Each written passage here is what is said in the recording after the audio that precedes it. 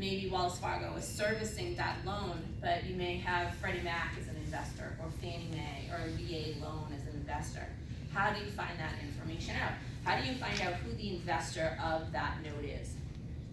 These are some websites, very easy, they're public websites, you can go on, you plug in your homeowner's information, and it should be able to tell you who the investor of the loan is. You're going to want to know that first. And these websites are in your packets as well. So you can go to these websites, find out who the investor of the loan is, and that will help you set up your listing. There's other clues that may help you set up your listing. I'm sure you all go to the registry of deeds, maybe take a look at the deed, maybe you take a look at the mortgage if you do that. If you look at the first page of the mortgage, there's usually, if it's a FHA type of sale, you're gonna see literally a big huge box, which is an indicator, FHA case. When you see the FHA case number, now you're gonna know that's a HUD-backed loan.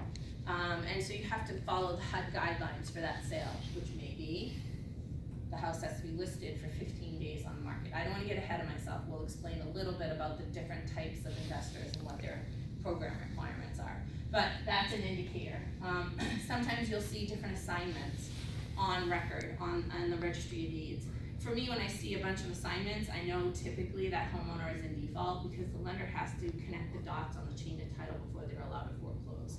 Sometimes in the assignments, it will give you an indicator of who the investor of the loan is. These are just kind of examples of what I just spoke about. So on the right, you can see the FHA case number. On the left, this is an order notice. This is something we use in Massachusetts, and it just shows right in the notice who the investor of the loan is. So if you do a little bit of poking around at the registry of deeds, you can usually find out who the investor of the loan is. So we'll talk about the most popular types of short sales that you're going to encounter. One of them is Freddie and Fannie. We do a lot of Freddie and Fannie short sales, and they have very similar or equal programs, and their guidelines are right online. So that if you find out that your homeowner has a Freddie-backed short sale or a Fannie Mae-backed short sale, you're gonna know that they pay your homeowner $3,000 as a moving incentive, which is a nice thing that you can set up for them, or something that you can disclose to them when you're sitting with them in the listing. That if they're still living in the house, when they move out, they will get a moving incentive. Now, what happens when a short sale is short? Does everybody understand that the bank is not getting, they're not made whole on the note, correct? So in that situation, do you think homeowners get a lot of money at closing? Typically, homeowners get no money at closing. So, and it's because the bank is being shorted. Now, we have in off cases gotten money for a seller at closing sometimes. We will always ask for money on the HUD. We'll ask if a homeowner needs money, but I would say to 9 out of 10 homeowners that will be denied out unless they have some type of government-backed program that allows it. So this is one of the programs that allows a homeowner a payment at closing. It's $3,000. They actually title it relocation incentive on the settlement statement or on the CD.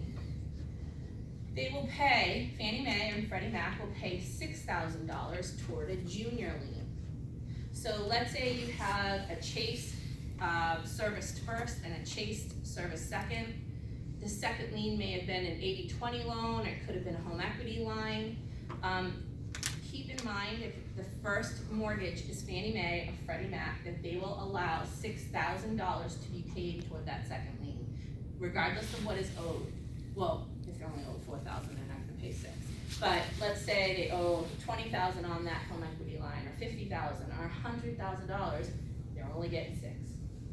So that can work for you sometimes, and that can work against you sometimes. So if you have a second mortgage servicer, unrelated to the first mortgage servicer, and you need more money than $6,000, now your true negotiating skills come in. What do? How can you get everybody happy so this will close, or get the money that you need to the second mortgage servicer in order to pay everybody off so that you can get to closing. So this is where it gets a little tricky, and we can talk about that after. Freddie and Fannie won't pay other liens on title, non-mortgage liens. So if the homeowner has an execution, now does everybody know what an execution is? Okay. So an execution or judgment is when the homeowner maybe has a credit card and they ran up $15,000, $20,000, and then they went after that homeowner and they got a judgment in court, and that gets placed on title.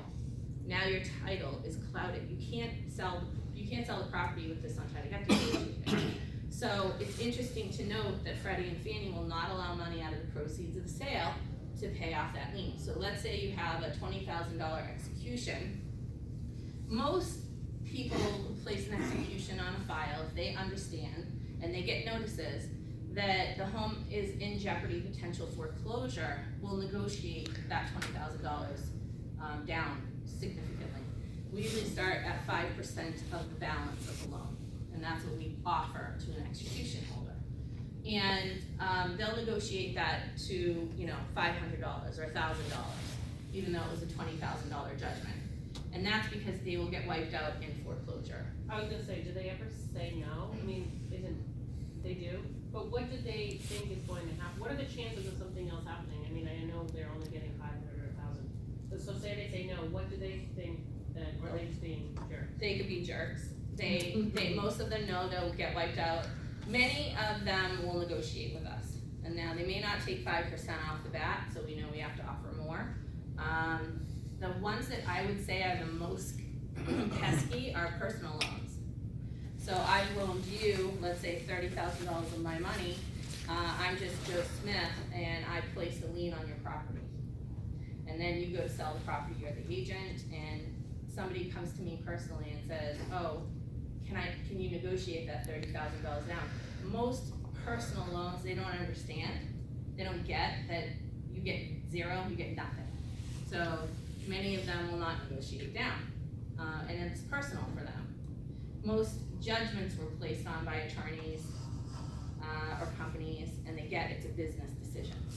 But when they're saying no, it's not because they think they're going to get more money somehow up, some other way. Right? Or is there another way of getting it? Yeah, and no, you have not really. There's no other way. If it gets wiped out, was that your phone? I don't know. I think it was her phone.